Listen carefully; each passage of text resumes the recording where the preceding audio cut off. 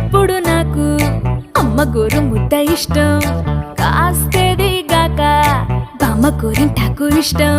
పళ్ళోకెళ్ళే వేళ రెండు చెళ్ళు అంటే ఇష్టం, బయటేసి నాక ముగ్గులేయడం ఇష్టం.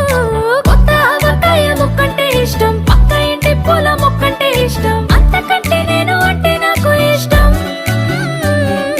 కానీ ఇప్పుడు నాకు ఒకటే ఇష్టం,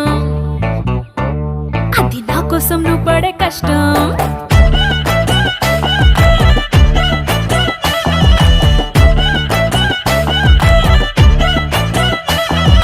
తెల్లారంగానే వెచ్చనైన కాఫీ ఇష్టం, ఉల్లాసం పెంచే స్వచ్ఛమైన సూఫీ ఇష్టం.